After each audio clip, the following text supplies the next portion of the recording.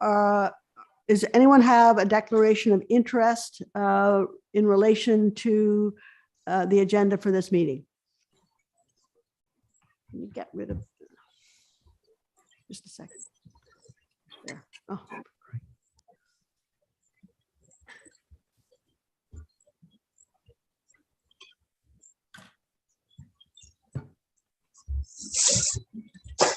Can you still hear me?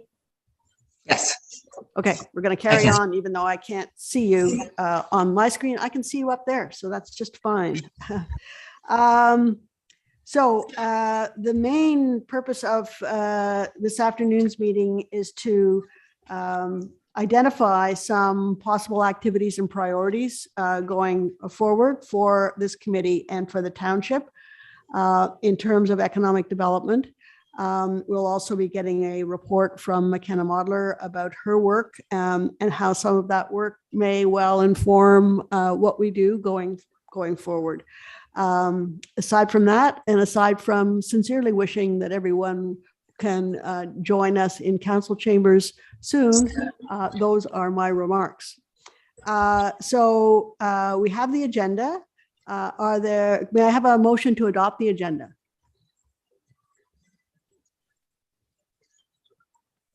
Moved by Ray Belanger. May I have a seconder? Okay. Seconded by Councillor Foti. Are there any amendments to the agenda? Seeing none, I'll call the question. All in favor of adopting the agenda? Any opposed? No, Vicky, I assume you're in favor. Thank you. The agenda is adopted. Okay, we also have the minutes of the February the 23rd Economic Development Committee meeting that were circulated in the agenda package. I would like a motion to adopt the minutes of the February 23rd meeting. May I have a motion? Moved by Ray Belanger, seconded by? I can second. Vicky Woodside. Yes. Any amendments to the minutes as presented? Seeing no signal that anyone wants to change the minutes, I'll call the question. All in favor of adopting the minutes? Opposed? Carried. Thank you. Okay, we'll now move into the business section of our meeting, although McKenna is officially listed as a delegation. But at our last meeting, McKenna, the members of the committee were very interested in the work that you've been doing and frankly wanted to learn more. And so that's the reason why you've been invited today. And I think you prepared a really interesting presentation. I'm not sure technologically how we're going to do this in the sense that McKenna does have a PowerPoint, which will be, I hope, shared successfully on the screen. So I am going to turn it over to you, McKenna.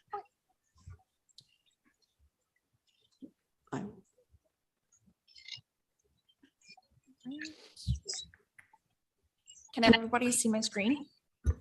Yes. Perfect.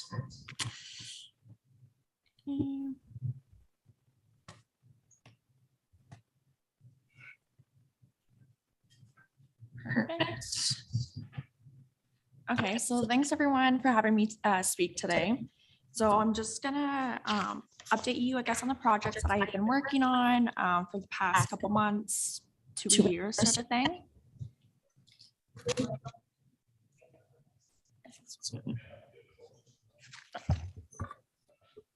So a little bit on my agenda today. So I'm just gonna, for those who don't know me, I'm just gonna introduce myself a little.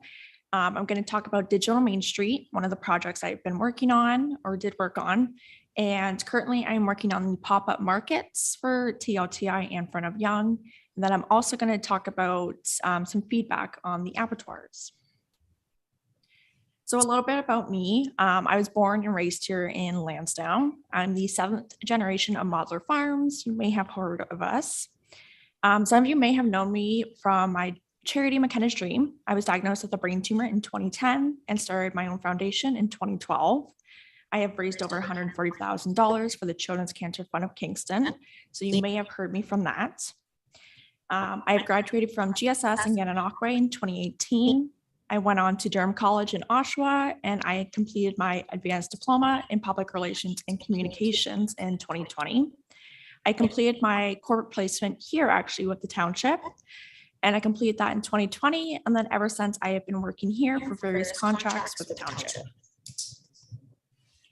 So first, I'm going to talk about Digital Main Street. So I have worked on this. This would be my second time. I worked on it for DMS 2.0, and then I also did it for 3.0. So we projected to support 60 businesses. Digital Main Street, I guess it's got a variety of programs, but one of the main things is trying to get our businesses online, especially with COVID and realizing how important it is to be digital, to be online. This is what this whole program is evolved around. So myself, along with Corey, who worked with the town of Gan, we both supported businesses this time around. The program has DMS has two programs, Shop Here and the Digital Transformation Grant. So through this, we actually had 21 businesses apply to get a free online store. Some of them was just a website just to get their information on there, while others was getting their products online and being able to sell online. So we had 21 businesses apply and receive this, which was amazing. The Digital Transformation Grant was $2,500 to businesses. So we had 7 businesses apply for that one. That grant could be used to help buy new technology, free promotion on social media, anything digitally or new upgrades that they need, promotion, whatever they need. So that was great to see that 7 businesses applied and received that grant. And then another thing we offer is just one-on-one support. So we supported 9 businesses through this. A lot of the things I helped businesses with was just reviewing their social media. I would review it and give them tips and tricks to help improve it. And then they would then go and put that work into use. And yeah, I guess that's basically what Digital Main Street is, how we supported businesses. Like I said, 37 were supported through DMS 3.0, which is great to see in Gananoque, TLTI, and Front of Young. And yeah, and I don't know if anyone has any questions regarding that. If there are any questions, perhaps you could raise your hand. Sorry, I actually have a question.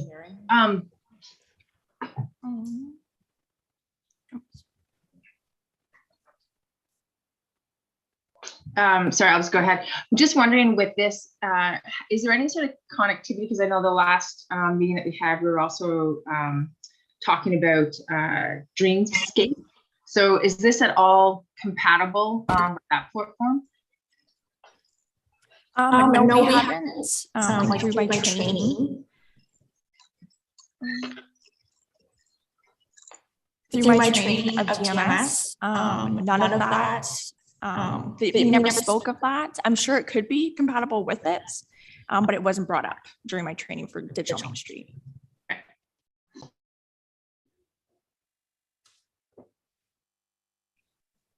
Okay, I think you have more, McKenna, right? Yep. Oh. Madam Mayor. Thank you, Madam Chair. My question is there a specific success story that you could share with us? I don't know if it's possible for you to speak about, I don't know if it's under the grant or not, if we have the ability to speak about it. It'd just be nice to have some context of a business who had maybe little to no presence and your assistance helped them change and pivot in the marketplace. I don't know if that is okay to do, Marnie? Yeah. I just wasn't sure if there was. So my question is there a success story that you can share? Yeah, so I'm not going to name any names, of course, but we have had a few businesses that personally I have worked with that doesn't do technology whatsoever. They don't like it, but they want to get their business online. They want to be able to promote it. So they actually applied for Shop Here. They got their website, they got their products listed online. They're not selling online, but they had the products listed, which was amazing. And they also actually applied for the grant as well. So they got a free website, plus they got $2,500. to go buy new technology. So they actually bought like a new POS system. It was upgraded, had all their products listed on it. And yeah, that I've talked to that business still, and they are beyond like impressed with the program. They've done so well with it, and I still connect with them to this day to give them tips and guidance to improve their social media. Marnie. Thank you. Oh, can you? Excellent job, McKenna. I just wanted to ask you, so you had kind of a unique opportunity there from a 30,000-foot level to get an understanding of the business community's tech savvy status, if you will. How would you characterize that? I mean, how would you describe the business community's use of technology, and what further potentials do you see from your experiences there? From my experience, because this is my second time around doing digital Main Street. Okay. Like this, you hear me? Okay. Sorry about that. Anyways, and so this is my second time around doing digital Main Street, and our businesses have evolved like crazy. Most of our businesses are online with the website. Some of them are very high tech, like I said, listing their products online, and some of them is just being noticed on Google with their location and address. So within Get and Operate TLTI in front of Young, we have definitely expanded to being online and being present, which is amazing. And if there were a second part to this project, what would that entail? I'm not sure what it would entail next. So far, all they've had is the free online website and the grants, but it would be nice to see more training for businesses online, free training, webinars, etc. But like I said, I'm not in charge of the entire program, so I just follow what they send to me. Well, again, great job. Thank you. Thank you. Thanks, Ray. Marnie Venditti. Thank you. Can everybody hear me? Yes. Okay. Just to go back to a couple of questions. So to Vicky's question about Driftscape and how the digital Main Street could potentially be integrated with the Driftscape app. I believe at the last meeting, Kim was talking about how this year we've invested in the Driftscape app and are going to move along with that. The Driftscape app is capable of hosting different layers, different types of interest groups. So absolutely, as McKenna just mentioned, even just a digital presence like being found on Google for some businesses, if we can build a profile for them, just like we've done with the food producers through the other layer in partnership with the Front of Young, we could do that with local businesses. And we've had some discussions about how to do that as a trial versus how to do that going forward. The other piece is Ray's question about the second part of the digital Main Street project. Well, it may not be the digital Main Street project. I think the second part is just the building block in terms of McKenna's done a great job of establishing a rapport and connections with local businesses and building on those. And I think that we just need to continue with the momentum that's already been built in terms of partnering with some of the existing small business centers and other resources for businesses that do exist within the county, working with the county, still continuing to assist with online presence through existing programs that we're doing. So just because the grant itself may be complete, it doesn't mean we can't continue the momentum with what we've already built. Thank you. Any other questions or comments about this part of the presentation? Councillor Fody. Thank you, Madam Chair. Through you to McKenna. On all these companies you've worked with on Digital Main Street, are you finding that a lot of them are coming back to you with one or more questions, or once you get them up and running, they're good to go? From my experience so far, once I get them up and running, I haven't had too many questions. I might get a few here and there, just something really quick and simple, but usually once they get up and running from the program, they're good to go. They know what they're doing. Another testimony to your skill. Oh, Vicky, do you have a question? Yeah, actually, I'm just wondering if there's actually maybe even a follow-on aspect of this that you have had some success and people have talked about, like the momentum about bringing in even those that have already participated, lessons learned that they have, and then even having an opportunity to do strategic planning to say, like, what is the next what if, and what would that look like? And then understanding then what us as a council may be able to help them move forward in that. Is that something you think that this group may want to participate in, and maybe even other businesses might have an interest of saying, I'll say, understanding what other people's story was, and maybe see if that might be something that they would be interested in? Yeah, definitely. I think that would be a really great idea to bring someone in that's been with the program, who's used it. Like if they're interested in doing that, definitely. Yeah, I think that's a great idea. And what about the businesses themselves that have already participated, that they can kind of learn from each other, going through some of, as you said, some are a little bit further down the road in terms of adopting technology, and some not as much, but maybe that there's some, I'll say, peer in terms of business to business that might even be helpful? Definitely. I find just working with the businesses the past year that each of them learn from one another. So even if we could do something like that, bring them together about the program, gather their feedbacks and, one-on-one discussion, I think that'd be a great opportunity for them to connect. Okay, thanks. Thank you, Vicki. Any other questions about this part of the presentation? Okay, why don't we proceed then, McKenna?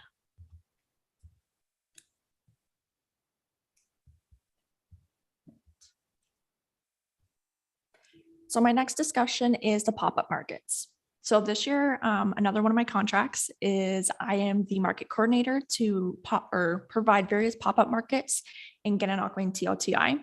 So we're still very much in the planning stage, but basically we want to get our local producers to get their products to sell. We want them to get out there, be at markets, be in our community events, and show who they are and show what they are doing in our community. So this is just some of our planning stages so far, but so far I've reached out to local coordinators for events this summer, and we have 10 events interested in having some of our local producers having a pop-up market at their event, which is great. So then next I started reaching out to our local producers. So far, we have 7 interested vendors that want to sell their products at local events. And like I said, this is very much trial and error, so we're still very much in the planning stage, but this program is awesome. As Marty mentioned, Driftscape is something we're offering for our local producers. They get a free listing on the app. We can do events and tours as well on that app.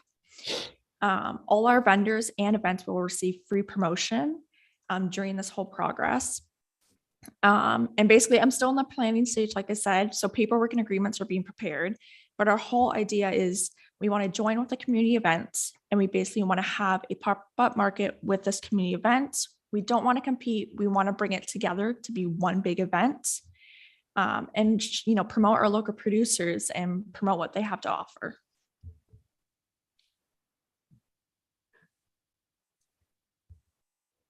Any questions? Yes, Ray. I don't know where these venues are going to be, but would they have wireless or cellular capacity to be able to process electronic payments on site? That would be between each individual vendor themselves. But a lot of our vendors, I think it would only probably be cash. But do you think they would use electronic payment if they had a connection? I think some of them would, but I think others would prefer to just deal with cash. I have a question. What kind of events are you thinking are moving up the ladder of potential events? Not, you don't have to necessarily talk about specifics, but what kinds of events? So they're all community events that we are planning on. So they're the annual events that we have every year, such as like the Lansdowne Fair or the agriculture event. So those kind of events that you see every year in TLTI in front of you. Great, thank you. Other questions about this part of the presentation?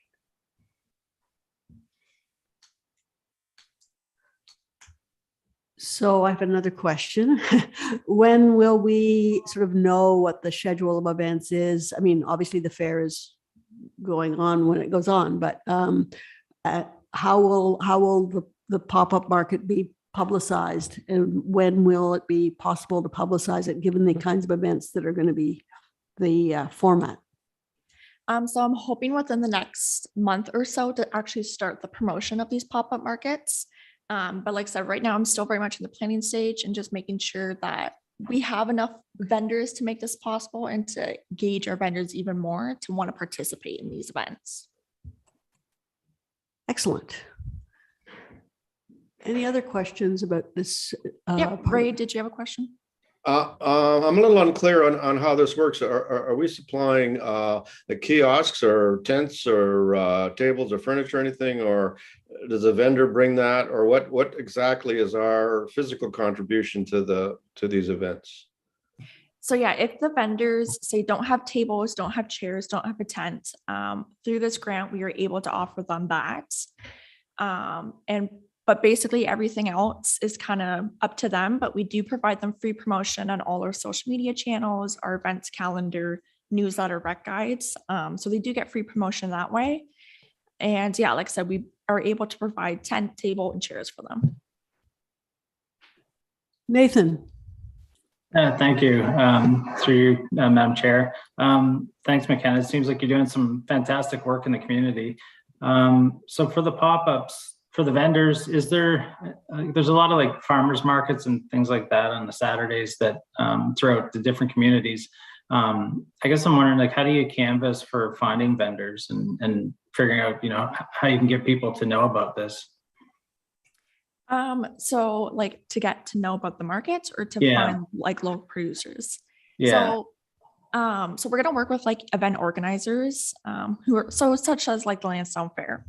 You know, we're gonna add like a little market within their Lansdowne Fairgrounds during their event, but they're gonna do their promotion and we're gonna do our promotion saying, hey, like, are you going to Lansdowne Fair this weekend? Be sure to stop by the country market. Okay. So we're going to do promotion kind of that way. Very much social media will be a lot of it, but we'll do some radio, newsletter, probably some posters around the area as well. Yeah. Okay, great. Marty Venditti, I think you had your hand up. Thank you. I just wanted to point out that there's somebody online who has asked a couple of questions by text. One of them being, is there a township-wide business directory? And I think McKenna, you have some information, or we're compiling something along those lines. Yeah, so we do have a business directory. It's combined with the Leeds Grenville, but there is a section to strictly only see Leeds and Thousand Islands business. I can post it in the chat, like the link to the directory for you guys.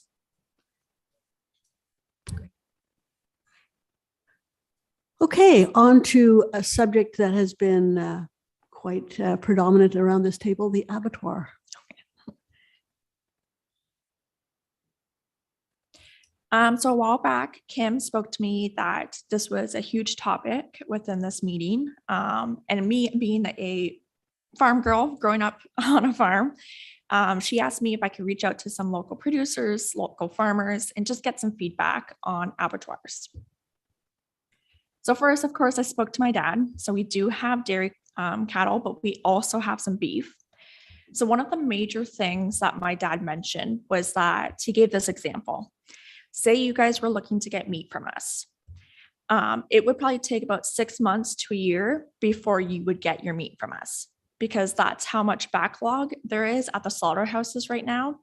And my dad has leadway, like he has connections to the abattoirs, but that's just how long in backlog because of COVID and all that.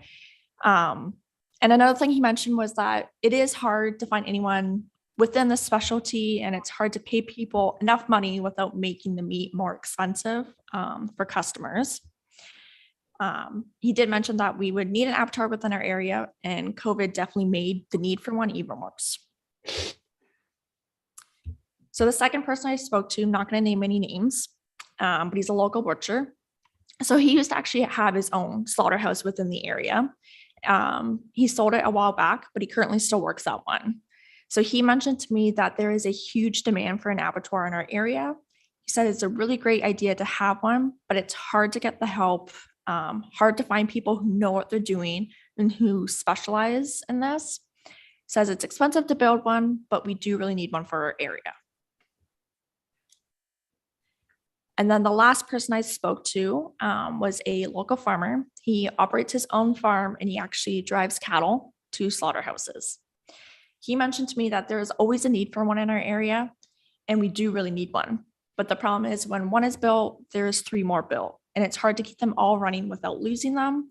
But he says with all the land that we have, that we definitely have room for one. And yeah.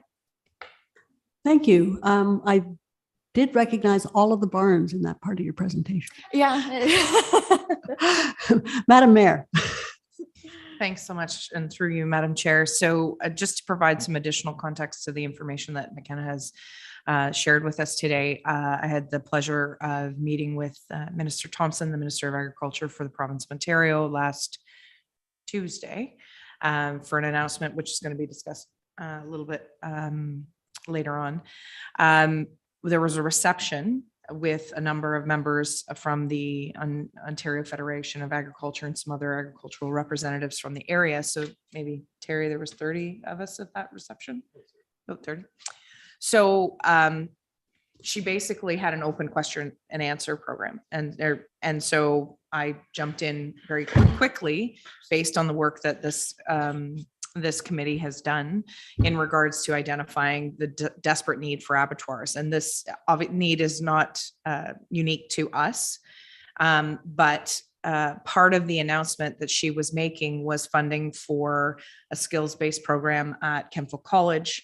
And the discussion was that meat cutting and the professionalism required in the skills, I should say, not the professionalism, but obviously that's part of it. But the skill set is like a dying skill that people don't necessarily, go to high school and think, oh, I want to be a butcher, and the skill that it requires to do that.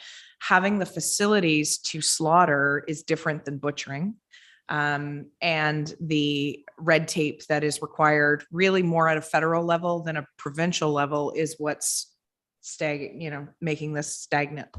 But one of the things that the minister heard, I launched the question, and then there was a number of other individuals who piped in who were talking about Joyceville Pen, which is pretty much the closest one. But that the queue, like we have people growing animals, but can't get them slaughtered, and the prices and costs of meat, if we are able to produce locally and they don't have to travel, the additional logistics that go with that.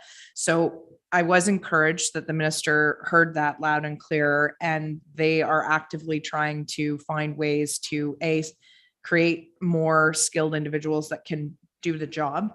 But also it was loud and clear that they need to find some sort of funding to incent development.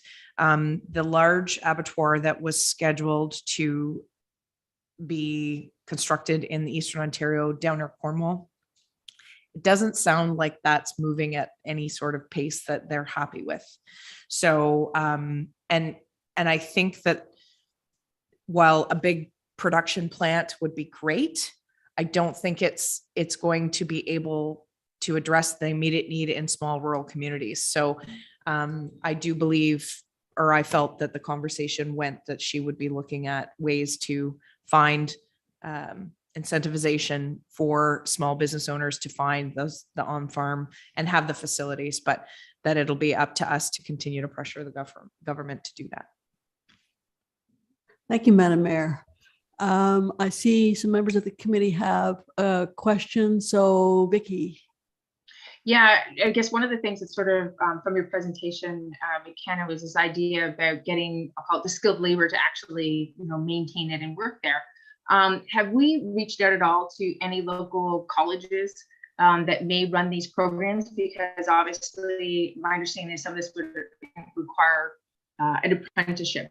And so if we actually could partner with maybe some of the colleges in the area, then, and sort of as we move forward, say this is a place to come and get your apprentice and include that in as part of our program or our facility, then that may also help us first get the people, but then also encourage people to even go into this line of work.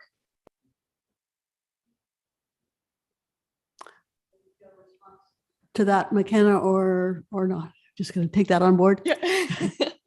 I can speak to some of that, Catherine. Thank you, Marnie. Yeah, go ahead. Thank you. Through you. I've done some additional research around the smaller scale abattoirs. There's one in Delta. It was a closed retired one, which a community group got together and bought sort of as a co-op. They were successful in receiving grants to do that and moving that forward. Since it was bought as sort of a local co-op, there's been other people that have come in and purchased it and are now operating it. There's a similar one, I believe it's in Stone Mills Township, Enright Farms bought it. And both of them, there are recent articles and recent things online about the fact that in both situations, they've managed and maintained the existing level of service and are looking to expand because there's the need out there. However, again, they're recognizing that there's a lack of skilled trades. And in both situations, what they're doing is opening up their business to bring people in and train them in being butchers and what they're doing, because it is such a specialized trade. There are local, I don't know about local, but there are colleges that do offer butchering courses. The one I was looking at, I believe, was Fanshawe, but there are some of those courses out there. But I've also done other research in terms of looking, I know that the Ontario, and I may have the acronym wrong, but the Ontario Beef Farmers Group had submitted a letter to the province and the federal government recognizing that they need the facilities as well as skilled trades to actually do the butchering. So again, it's not something that's unique to our area, but I do think it might be worthwhile to reach out to these other two businesses that are building themselves, because I know that the one in Stone Mills is looking to expand their facilities. There may be some lessons learned from these two that we can take away in terms of how we might apply something at a local level. Yeah, I guess I'll just offer Excuse me? up. Well, you want to speak, Vicki? Yeah, I was just going to make just a comment. Given my day job where I design training and a lot of it actually does involve apprenticeship, if that goes forward and needs some support, I'm willing to support in terms of working through even logistics and even the program itself, because that's a skill set that I have. Thank you. We are having a hard time hearing you. So I'm not sure if you can raise the volume on your computer or what, but your voice is sort of fading in and out. But I took it to say that you have the skill set around logistics that would be a very complementary to working on this initiative. Yeah, sorry, I took out. That's why I turned my camera off. That might help. The large part of it is actually the designing of programs, the learning aspects, and then making sure that the logistics and even the training are there. That's sort of my skill set. So happy to help within that regard. Okay, thank you very much. Other questions or comments from the committee? Okay, well, first of all, thank you very much, McKenna, for a very thorough and clear presentation. You have a reputation from earlier presentations that you've maintained. So well done. Thank you very much. I'm going to pause further discussion of the items that McKenna went through until we hear from Leah, who has put forward some other sort of concrete ideas for economic development. And so I think maybe a good approach for us today is to put everything into the hopper and then have a discussion as a committee about what our priorities should be. So I'm going to ask you, Leah, to present your thoughts on possible economic development initiatives in the township. Over to you. Thank you, Madam Chair. Can everyone hear me? So I don't know if everyone had a chance to go through the handout. I hope you did, because I'm not reading it. I don't really want to turn this into an entire presentation today. I just wanted to throw out some potential ideas that I've been thinking about and see if anyone else thinks they are viable. Please feel free to educate me on things you've already discussed and decided upon. I'm new here, so I have obviously missed a lot of your meetings. I know that some of the things that I'm going to talk about have definitely been discussed before, but we do have some new people here, so I thought maybe it would warrant another discussion. I do hope everyone had a chance to read through these proposals. Some of them are huge events, like the Wanna Have Fun weekend, the historic home tours, a family fun day. Those type of events will require a lot more resources and discussion than, say, a community-wide garage sale or a community cleanup. So I'm hoping we can discuss some of the larger areas or ideas over the coming months. Right now, I'm going to concentrate on the smaller, more immediate and less expensive proposals that could be implemented this year. I think one of the simplest ways to bring people to our area, whether that be new residents, tourists, or enticing business, is to improve the overall look of the town. That can be incentivizing homeowners and business owners to improve Main Street. How does the town look as you drive into it? Like, perception is key. Does it look run down? Are places falling apart? Is there furniture dumped outside? Does it look like a safe environment for children or people walking on the sidewalks? Or does the town look clean, cohesive, and inviting? Do people take pride in their property and the village as a whole? When we live in an area and drive through it every day, we kind of tend to glaze over some of the things that we see every day.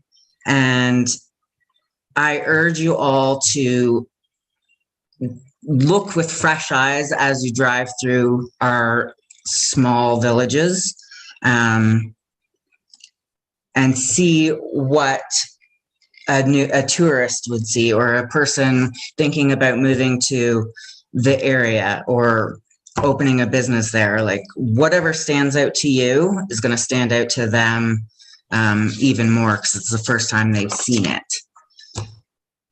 One way to incentivize residents and business is through a community cleanup. Literally picking up trash, trimming overgrown bushes, offering a cohesive design guideline for the main streets. We have a great history in this area, and businesses should be encouraged to promote that history. For instance, we could start a campaign in the spring and have the community vote at the end of the summer on the most improved property, the nicest garden, whatever. And, whoever wins that little vote might win a portion of their money back. That would incentivize people to do things like painting their storefronts or their houses, or fixing a railing or whatever. And then once the village is cleaned up and looking pretty, so to speak, we could maybe talk about slowing traffic down. I don't know about all the villages, but I think Lansdowne and Lyndhurst have a speed limit of 50 going through the main street. And I know in Lansdowne, we just had it slowed down from the highway, which is good. But just lowering the main street area of where businesses are to, say, 40, gives people a reason to slow down and look and see what's actually in the village, and engage and see why they should get out of their car and stop. People blowing by storefronts aren't stopping because they don't have a chance to take anything in. And with our main streets being so short, there's not really any reason not to slow people down. For residents and commuters, it would take an extra 60 seconds to get through, but it could mean all the difference for businesses and improve safety perceptions for families considering moving to our area. There are other ways besides lowering the speed limit to subconsciously slow people down. things like paint on the road, street art, murals on the buildings. Some of the links that I've included in the resource section touch upon that, traffic calming and tourism. I personally plan to paint a mural on one of my buildings, and maybe other businesses could be incentivized to do the same. Street art is very popular in many towns and is probably one of the first improvements that many towns implement for tourism. As an area gets known for street art, we could take bids from artists. They pay to place their art on public spaces and business properties that opt in. But in the meantime, while we get it started, we could maybe offer an incentive for new artists to join that. Everything nowadays needs to be Instagrammable. The village information boards could have a unique hashtag specific to each village that would then show up in Instagram photos. Any murals that did get painted could have the same hashtags. We could then run a promotion for tourists to use our hashtags with their photos when they post on Instagram. Last year, we had an Instagram influencer come through Lansdowne, and she stopped at the Tipsy Goat. She bought something and posted it on her Instagram. And she also made a video about visiting the Thousand Islands. And, you know, she has thousands of followers. So it just goes to show you that you never know who's in your area. And those hashtags and those Instagram photos help to get our areas known and, you know, share our beautiful area. Again, I'm not familiar with the details of each village. I'm most familiar with Lansdowne, but I think there's a public building in each area. Like in Lansdowne, we have the public washrooms and the benches at the library. Is there, I think there's a public library or a public area in every village. Correct me if I'm wrong. One of the issues with the location of that in Lansdowne, for instance, and I'm not trying to pick on Lansdowne, it's just the area that I am aware of, most familiar with, is that everybody has to drive through past all the businesses on Main Street to get to those benches and those public washrooms. So, and they, you know, they may not turn back. So more benches and places to sit and take things in would be beneficial right on Main Street. In Lansdowne, for instance, Laffer has the benches at the beautiful gardens there, but they also have beautiful planters throughout the village. Which one of these can we add a bench and a garbage can to encourage people to slow down, stop, and walk through our areas instead of just drive through? You know, and garbage cans, we should have more of them everywhere. We have to make it easy for people to do the right thing, like picking up their dog poop and putting their receipts and their masks and food waste into a garbage can. Like these little things all come together to make an area look clean and fresh and inviting to tourists and businesses. If anyone is concerned with dumping, which I know has been discussed before in these garbage cans, you know, we can get special lids that don't allow for an entire garbage bag to be shoved in. But that being said, travelers should be encouraged to empty their cars because otherwise it just gets thrown out the window. Some of these other ideas have been discussed. I'm not sure if they've been implemented. Things like the paved bike trails I know has been discussed. walking trails in and throughout the villages, not just in the rural wooded hiking areas, but like within the village. I'd love to hear where they've been implemented, if they have, or what the outcomes of those discussions were. That's before my time, so I'm not sure if they've been shot down or, discussed or whatever. Again, we're trying to encourage people to explore inside each village, not just drive through it. If anyone has read the other proposals that I'm not going to discuss, the big long ones, I'm okay with commenting and discussing it today. It's probably, I think a lot of those discussions or a lot of those proposals are large discussion items. And I've probably talked a lot today, but I'd love your feedback on the smaller things that I've discussed today, like the cleaning up of the community, incentivizing people to improve their own properties, street arts. I would love to see some street art, traffic calming, and any of that kind of stuff. What are your thoughts? And do you think these are viable suggestions? And can we implement any of them this year? And that's all I have.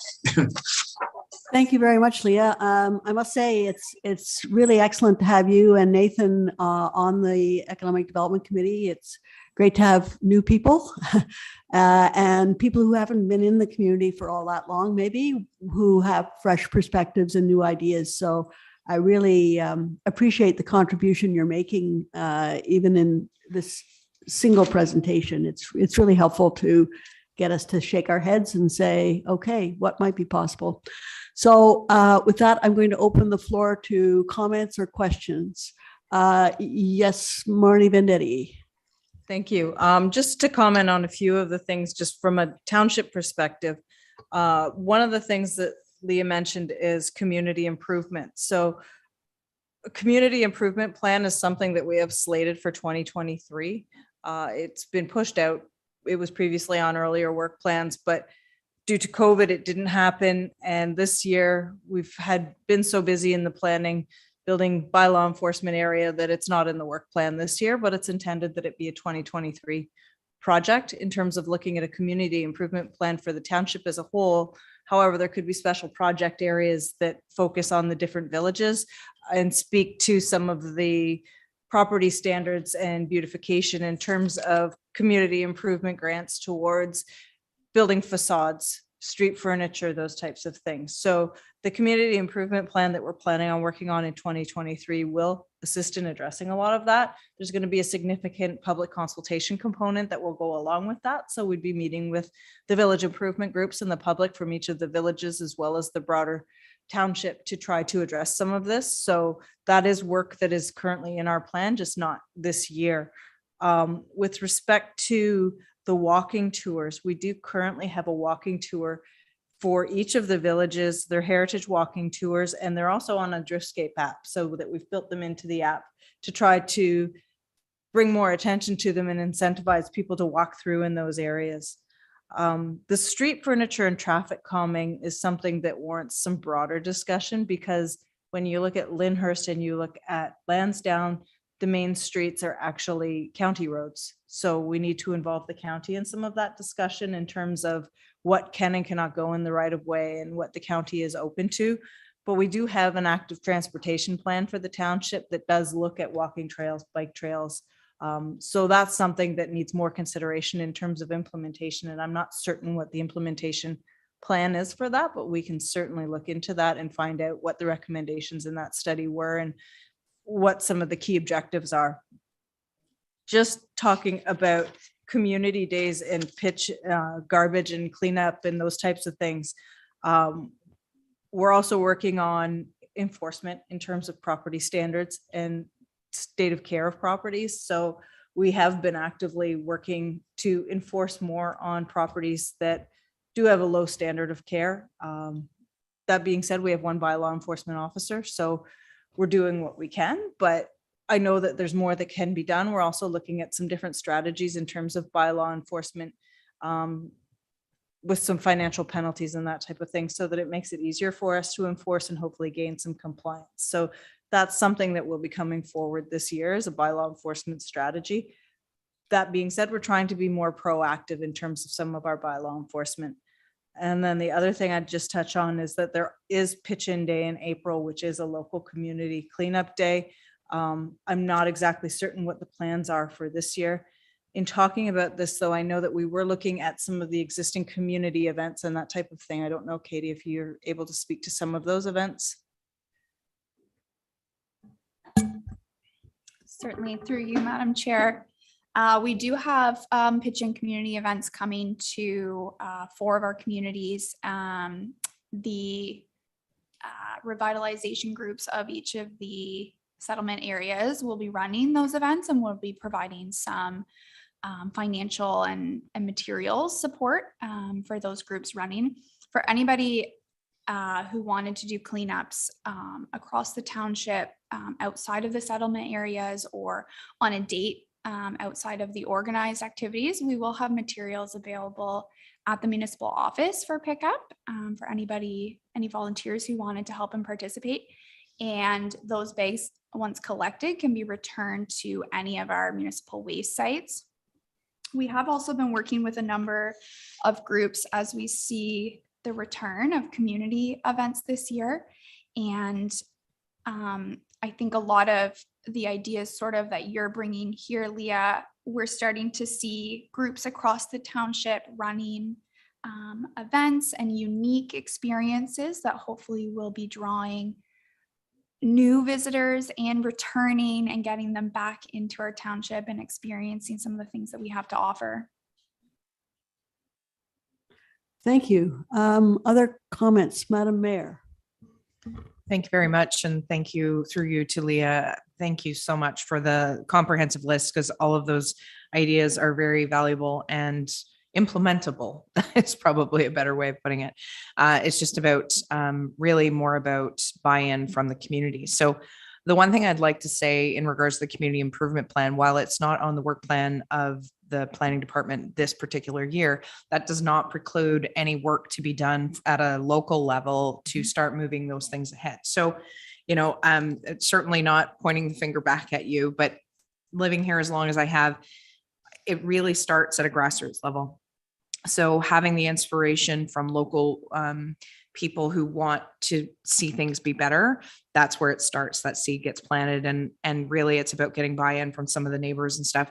And sometimes it's about even just going to your neighbors and saying, hey, who should I talk to? Or, I was thinking about doing this mural. I know an artist who would love to do something.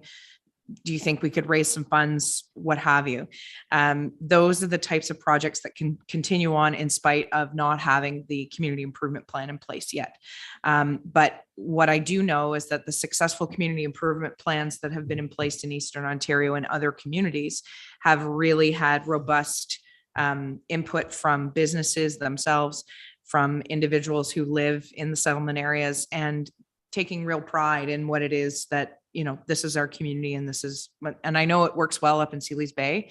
They have a very strong group that works diligently about doing the community cleanup days and making sure that little projects, whether it be a bench in front of the post office, which was a recent development from the Lyndhurst and area chamber, those sorts of things were initiatives that were started by other people, not necessarily expected that the township would do it. Having said that, the township can definitely, as we look into budget for 2023, these are the recommendations that should come from this committee to potentially resource it, whether it be a $20,000 ticket, or perhaps some of the community funds that are coming from, or the capital funds that are coming from the casino, which we have sort of weaned ourselves off of. We're not as dependent on them, could be realigned to initiatives like that. But the active the active transportation piece that Marnie spoke about, there's recommendations there, but it's often about resourcing and how many people we have on site. And we unfortunately have had some other projects that needed some attention that had been neglected for some time, things like the Springfield House and that sort of thing. But lastly, I wanted to talk about the historical tour that you recommended, perhaps with historical homes. I think this would be a great project for the Historical Society to come together and create that, whether it be a walking tour, whether it be a driving tour, or maybe over a couple of weekends to bring people to the area. I know there is a garden tour through the county that they arrange, and perhaps we could put some people into contact with our county counterparts to maybe make it the same weekend so that it's piggybacking on each other, because the county one is all over the county, which is obviously massive, having two counties. So perhaps there's ways that we can piggyback and try to get some interest there as well. So all very valuable ideas. Thank you, Madam Mayor. Other comments, questions? I see Ray. Ray, it's over to you. Does anybody know anything about the BIAs, these business improvement associations? These groups were very effective in Toronto in accomplishing exactly what Leah is proposing. And I don't know if this is a singular to Toronto or if this type of association is found elsewhere in the province.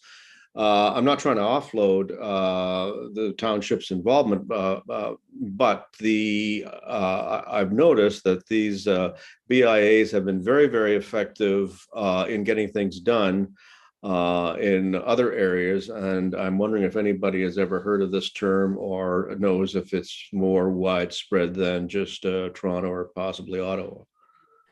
It is more widespread. There's a BIA in Gananoque, for example. And so I believe it works in such a way that businesses pay a particular levy, which goes into specific improvements in their area. So the lights and the decorations and the flower pots and things like that you see in downtown Gananoque when you go through, those are at least partly funded through the BIA. And the BIA has its own board, which obviously does the planning and sets priorities for what's going to happen in the BIA in concert with, in this case, the town of Gananoque. So they do exist.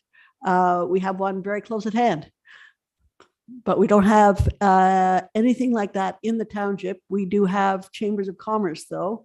There's the Sealy's Bay Lyndhurst District Chamber of Commerce. And there's the Thousand Islands Chamber of Commerce, which includes Gananoque and the part of the township, which includes Lansdowne and area. Hope that answers your question, Ray. Yes, thank you. Okay. Other comments and questions? Marnie Vendetti, over to you. Thank you. I was just going to point out that some of the things that the mayor mentioned in terms of grassroots initiatives and the local peer groups, their options can also come forward through community grants, and there could be funding through the community grant program that the township runs to help support some of those initiatives. So for example, if somebody did want to paint a mural on the side of their building, there may be an opportunity to make a submission through the community grants program to obtain some funding towards paints and materials or any scaffolding or anything that would need to be obtained or procured to do that work. Okay, thank you. Well, this is a really good discussion, and what it's done is put more things on the table.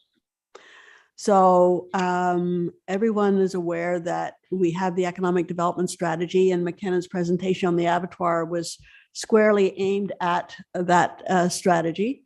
A number of the things that you raised, Leah, do speak, I think, in important ways to our emphasis on hospitality, broadly defined, bringing people here, making sure they have a good experience and that they talk well about our area and want to come back and send their friends and family. So there are a number of things that sort of fit in the broad buckets that we have in our economic development strategy that council has adopted.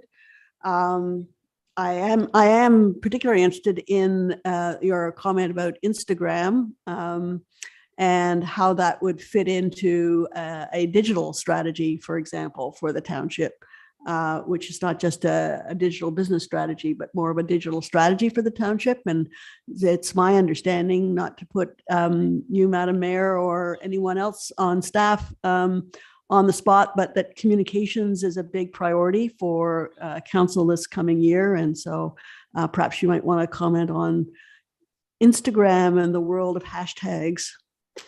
Thank you, Madam Chair, and through you. So yeah, essentially that's why we have McKenna. She's sort of our jack of all trades, and that I'm sorry I didn't address that in my comments, but your point about Instagram is duly noted, and it's something that can be easily implementable through those groups, meaning that some of them have websites that are active as well, and then some of them might even have Instagram pages. I'm not 100% sure about that, but to create a hashtag, that's something that McKenna, that I don't think is a difficult task to create that hashtag that you're looking for, whether it be specific to the hamlets or the villages, I should say, but maybe a TLTI wide, for people to tag, and we could easily put those hashtags in places that are prominent so that people use them as they take photos.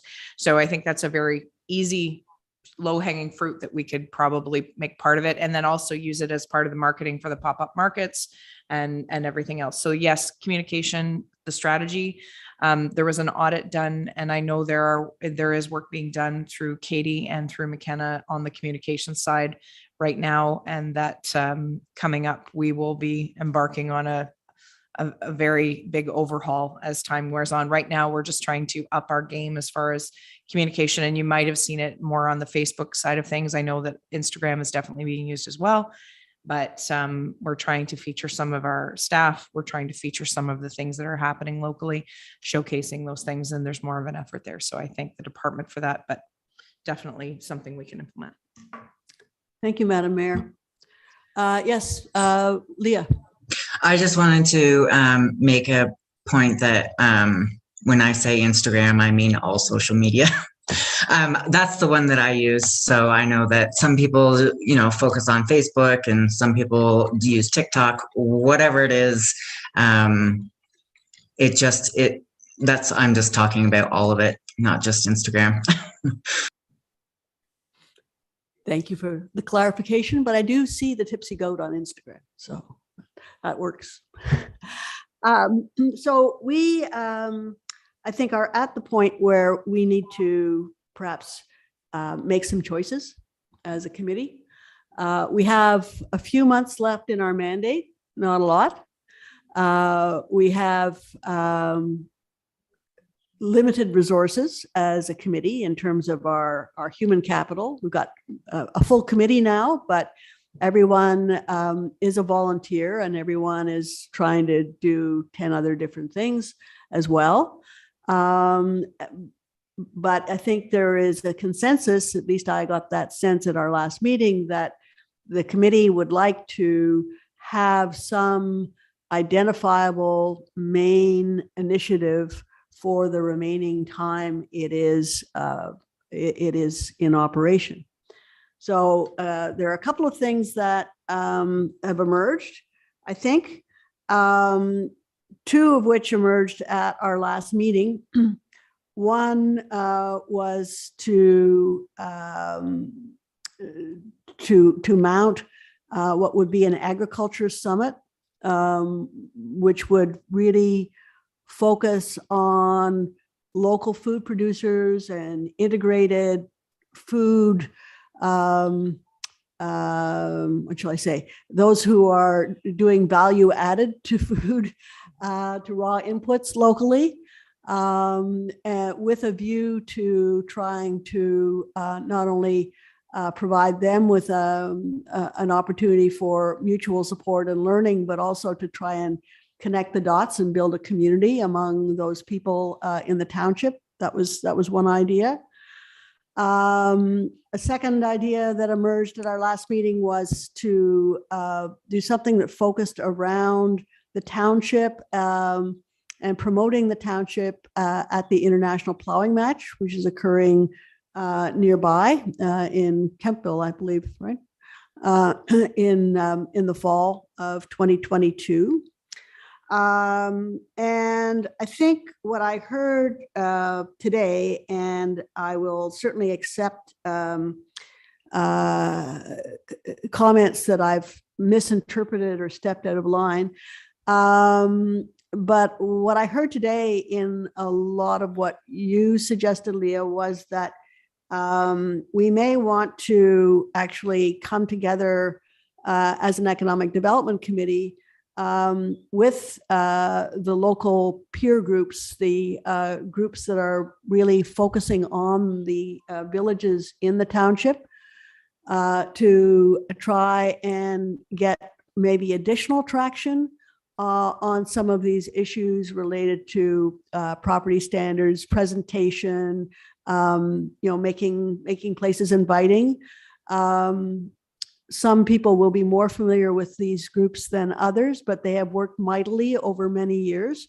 Also, all volunteers, some of them very hands-on. And I will say that a lot of the amenities and beautification of the villages, as well as the walking trails, are the result of the work of these peer committees. So they have been very active and are just sort of committed at a different level. The Economic Development Committee, in its previous incarnation, prior to serving this council, basically decided to let the peer groups do their thing because they were very devoted to it and determined, and to focus on sort of a different aspect of economic development. But that doesn't mean that we can not change that and at least come together with the peer groups to see where there might be some synergies. So those are three ideas, I think, that may help us guide our priorities for the remainder of our term. I would suggest, although it's subject to the consensus of the committee, that we focus on one thing.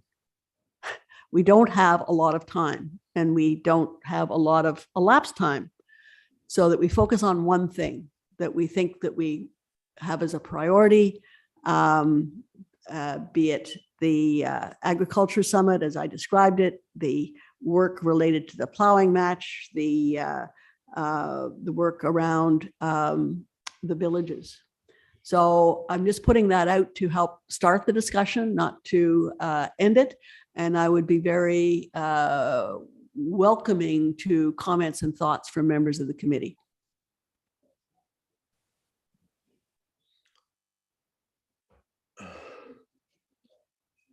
Councillor Foti. Thank you, Madam Chair, through you. I like Leah's idea. The low hanging fruit is a beautification. When you attend, as Leah had mentioned, you drive through a community, big or small, your first few minutes are your perception of the whole community, right or wrong. And being the low hanging fruit, whether it's garbage cans, benches, I mean, we have Laffer here in the village of Lansdowne who do a great job on beautification, but that doesn't mean we can't work with them and enhance them. And Katie's portfolio now, maybe it's just a case of taking this group, the EDC, and giving a little incentive to the business community and through our works department. I mean, there's ways to pop up. Garbage cans are an unsightly necessity. But I've seen numerous communities where you drive into these little towns and villages, and the garbage can is the most colorful thing in the village. I've seen garbage cans. We've seen it done with fire hydrants, and it puts a smile on people's faces. They go into a small little hamlet somewhere, and the fire hydrants are dressed up as little individual munchkins, if you will, and they're all done differently. I don't mean the paper cutter where every one of these fire hydrants is red with a black top. So we could do that type of thing with the villages very easily, but more importantly, to the chair's comments, it can be done very timely. We could come back to the very next meeting with some cut and dried ideas, along with paint and exterior and that, you know, pleasure that you would like to see when you drive through an area. Those are quick fixes. And along with that, it has been touched upon the fact that we reward them in some way, shape, or form, whether it's through a competition, whether it's through, you know, some type of remuneration for monies spent in an award system. There's lots of ways to do that. And this is a time of year, sorry, that people have that in mind. We're all going to do that here in the next couple of weeks. We're going to be picking up sticks that fell from the trees or the dogs brought in, and you know, leaves that didn't get picked up last fall that I was personally reminded of here 2 days ago. So, I mean, there's lots of things that we can do to beautify the area. But as mentioned in a time essence, I think we should grab the lowest hanging fruit first and involve as many people as possible quickly. Thank you. Thank you, Councillor Foti. Other thoughts? I'm looking at the economic budget for economic development for the coming year. And I'm noting that in the budget, there is a $5,000 amount set aside for an abattoir demand study. There's also $2,500 allocated for an agriculture summit. And we were told informally that should there be some need that was identified, there may be ways and means of identifying funds beyond those items, and people will know that there are other items in the economic development budget as well. But I just wanted to remind the committee of that. Madam Mayor. So just thank you through you, Madam Chair, just to piggyback on what you said. So those amounts are there. They were earmarked for those things. It does not mean that it has to be used for those things. So if the committee would like to make a recommendation to council to choose to funnel those funds into community improvement projects, that would be maybe an application to come forward for 6 more garbage cans in Lansdowne and paint the garbage cans. So maybe you ask local artists to put their mural on a garbage can for beautification. Just throwing that out there. I know that in Gananoque they did the wine barrels where they had different artists put their art on the wine barrels where they had flowers, but that was something slightly different. But that could be, I believe that would be the mechanism, Marnie, is that the recommendation would come back to council. We earmark the funds for that because the money's in the budget. And if we don't feel that we can get the demand study completed within the time frame of the mandate of this committee, or feel that it would be more beneficial to use the money, the funds for immediate beautification in the villages, then that's a recommendation that can easily come to council, and I'm sure it would easily have support. But it's up, the recommendation was originally, the demand study was recommended from the committee to be done, but I'm sensing the sense of urgency and the timeframes that we're working with. We're already at almost the beginning of April, so.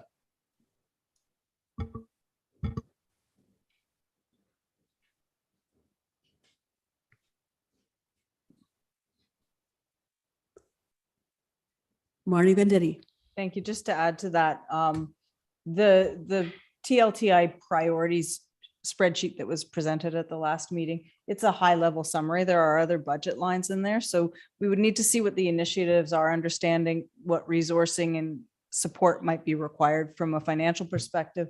There may be other budget lines, as you mentioned, that can be attributed to it, but we did say at a previous meeting that if there are other initiatives that weren't contemplated within the budget, we could go back to council and request that there be funding allocated through, I don't know if there would be a specific, we'd need to know what the initiative is to understand what might be the correct recommendation in terms of allocating budget. There's also the community grants that I mentioned, and I don't know what the timing is for those submissions. There's 2 intakes, there's the spring and the fall. I think one thing that's important that you did highlight in what you were mentioning in terms of the objectives that have been identified is ensuring that we do have some type of a presence at that plowing match to make sure that we get ourselves out there. So something in terms of discussing what we're hoping to project and how we're hoping to represent ourselves, that would be something that I think warrants further discussion and may require additional budget allocations, because it's not something that was contemplated in the budget this year. That's very helpful. Thank you. So as Marnie was speaking, something came to my mind. As we've previously discussed, a lot of hard and good work has been done by the peer committees in each of the villages in the township so far, and they are working on issues of beautification, et cetera, et cetera. I'm going to propose that the next step for the EDC would be to try and meet with the peer groups, at least at a minimum, the chairs of each of the peer groups, to talk about some of the ideas that we have, to talk about some of the things that they have and what their priorities are, and sort of sort through this, because as I say, these groups have been very committed and very active over many years. I'm sure they would welcome more resources and more heft behind the work that they are doing.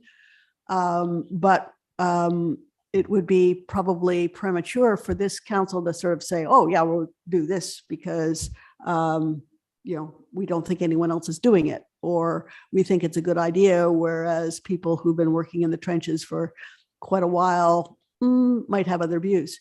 So I'm just going to put that out there as a possible next step. And I see that Madam Mayor has some thoughts on this idea or another idea. I think it's very timely, and through you, we, I believe, have a peer meeting scheduled the end of April, third week of April. The 20th. April 20th. There you go. We got a meeting date. So peer committee is coming to meet for the first time in quite some time.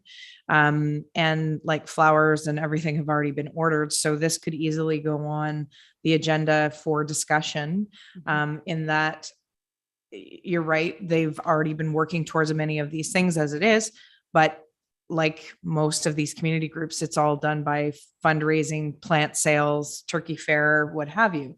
So we could easily bring it up at that meeting to see if they could benefit from some help from the economic development budget, that this would be a way for us to beautify things in time for the plowing match. Because for those of you who don't know, the plowing match happens September 15th to the 23rd to the 24th. So it's September. So we would have some months to get things up to snuff. And there's further information that's going to be shared here in the staff update about getting people here. We'll talk about that very briefly, but about the announcement. And then, so I think that if we have that on the peer committee agenda, that we actually might be able to get some traction, get some things done. If that is the will of economic development, to potentially have something come to council in May. So that would imply that any member of the Economic Development Committee who wanted to attend that meeting would attend.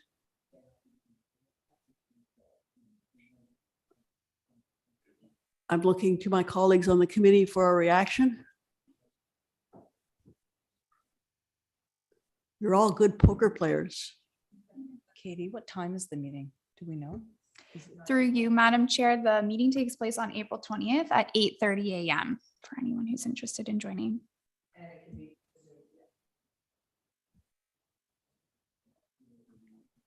Well, I take your silence as agreement, unless you are going to jump up and down and say, no, no, no. All right, so that will be our next step. Sorry, our next meeting will be after April the 20th. So we can review the results of that joint meeting then. I have one final question for the Director of Planning. In terms of the township's property standards bylaw.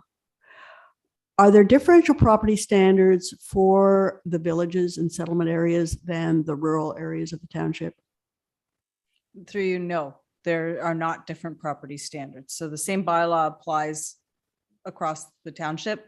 That being said, I mean, there's specific provisions around grass cutting, around brush piles, around refuse in the yard, whether it's construction waste or whether it's food garbage, like household garbage, or whether it's, say, appliances. So the property standards bylaw is all encompassing in terms of the buildings, the property. We also have the safe yards bylaw, which is another bylaw that allows us to enforce in terms of safety in yards. There's a lot of overlap between those two bylaws, but they both allow us to enforce with respect to buildings and the standard of care of a property. Is it still complaint driven enforcement? For the most part, it's complaint driven. We have been proactive on a number of properties. But again, we have limited resources with respect to bylaw enforcement. So, and it takes time to enforce on a property depending on what we're dealing with, because I would note that there are a lot of mental health issues. There's a lot of different matters to be dealt with. So it's not as simple as receiving a complaint and going out and saying, clean your property up. But in some cases, we've been very successful in terms of going to a property and saying, this is an issue and you need to address this. And the property owner will work with us to address those situations. So we've had a lot of success that way.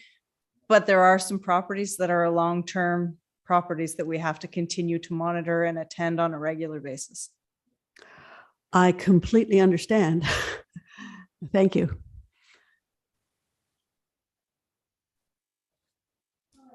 I'm going to propose that we move on to the next item on our agenda. I would ask that the clerk circulate information about the next meeting of the peer committee to all members of the Economic Development Committee, so that people, if at all possible, can put it in their agendas. I think I heard that the Zoom option is also going to be available if people can't attend in person. So I think this has been a very good discussion, and I thank members of the committee for their ideas and thoughtful interventions. So thanks. Let's move on to the next item on our agenda, which is updates and reports. So we'll begin with staff update. Arnie Venditti, I believe. Thank you.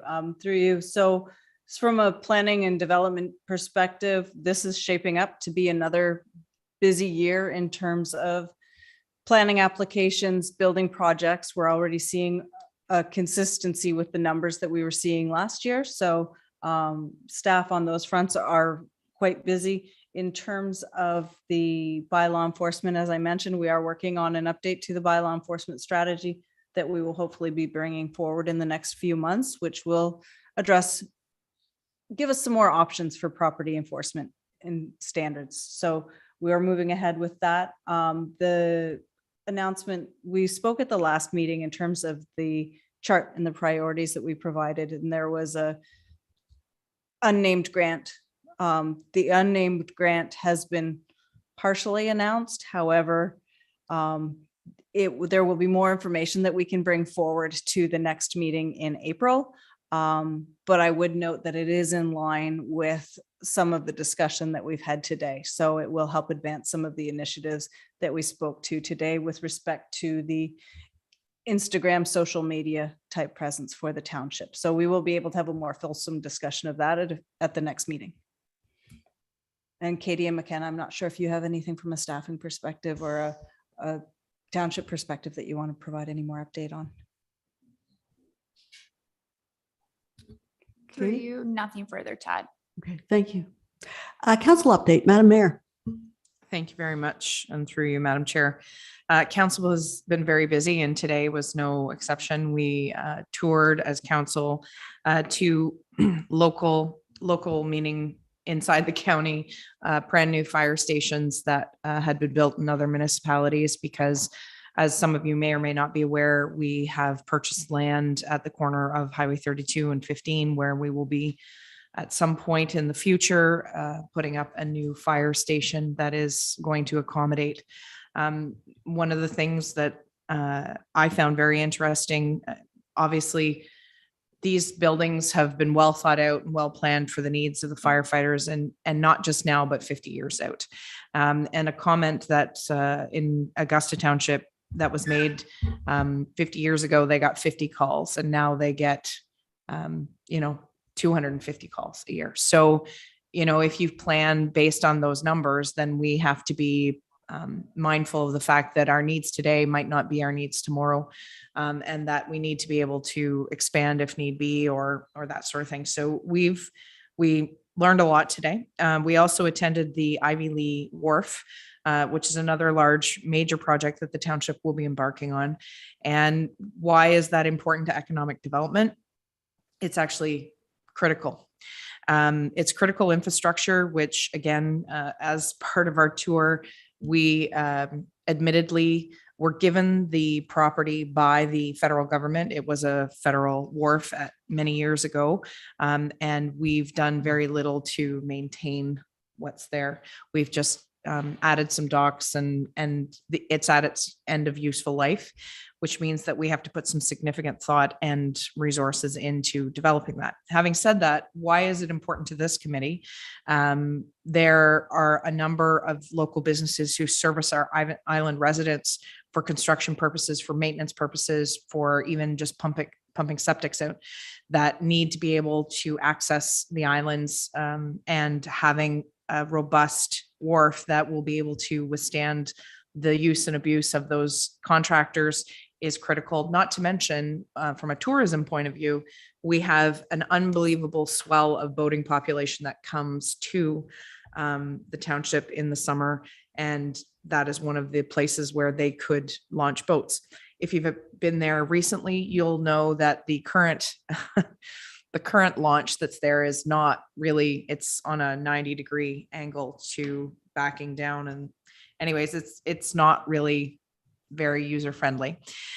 So to add that to that, we also earlier in the year purchased a piece of property, which is almost directly across from the boat ramp access, that will allow for parking. We're planning the preliminary design show boat docking for 20-foot boats. So they would be what we would call the commuter boats for the islanders.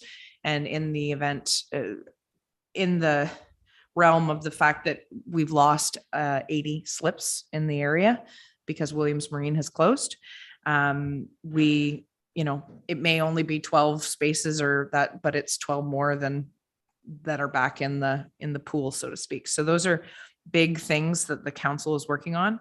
Speaking to the comment made by Director Venditti, I'm going to be bold here because it was in the newspaper. So I'm going to speak to it. So the Wanderer app, the Minister of Agriculture, the reason she was here last Tuesday was to award the township, along with the town of Gananoque, funds to deploy the Wanderer app. And if you have the opportunity to download it and take a look at it, it's really a roadmap to the area and what you should go see, why you should go see it.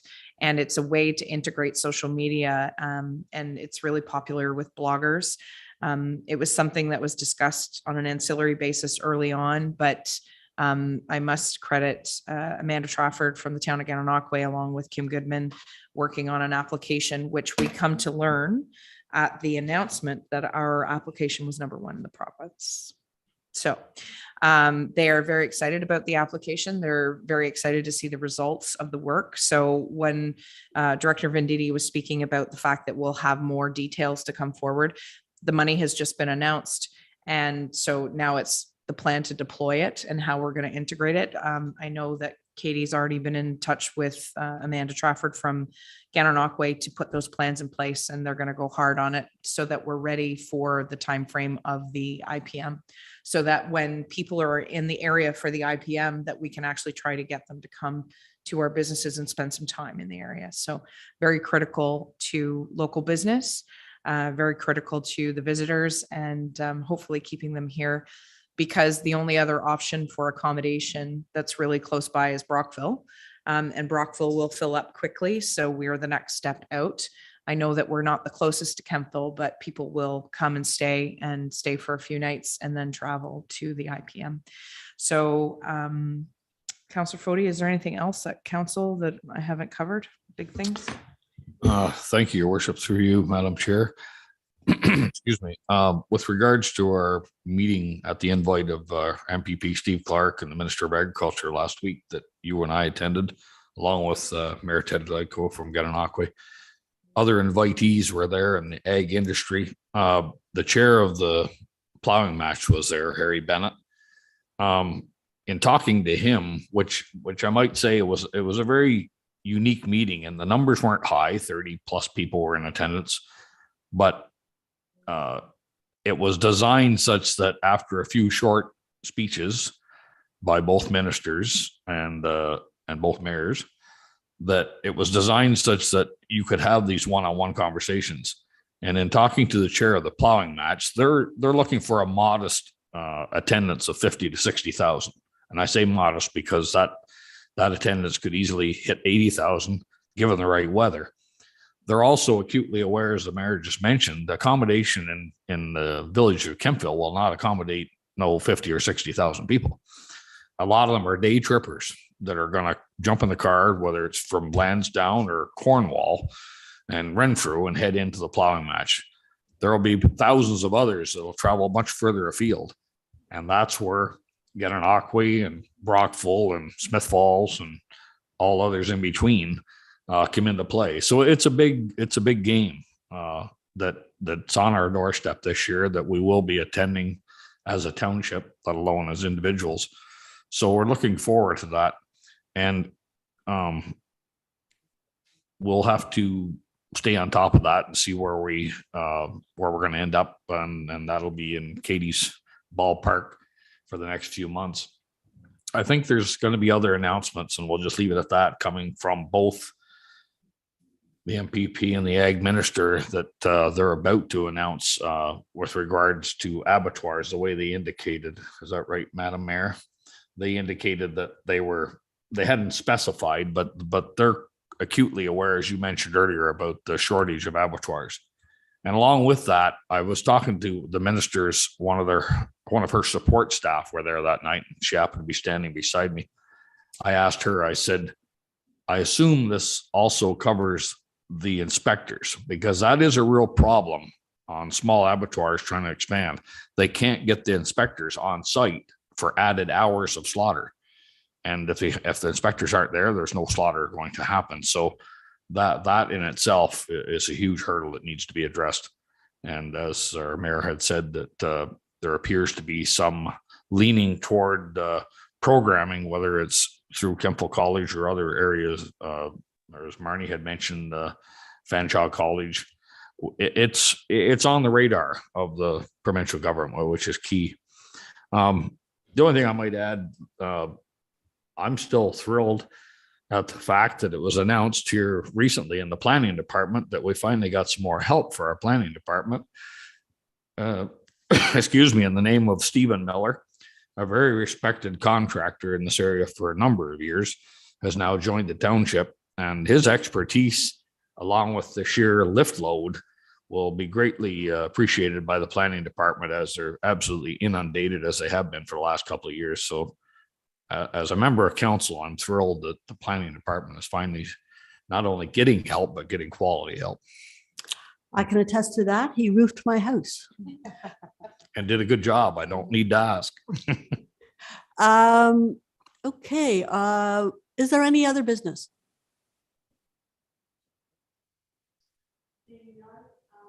Seeing none, I would request a motion to adjourn. Moved by Ray Belanger. Seconder, please. Seconded by Leah Foltz. Any discussion of the motion?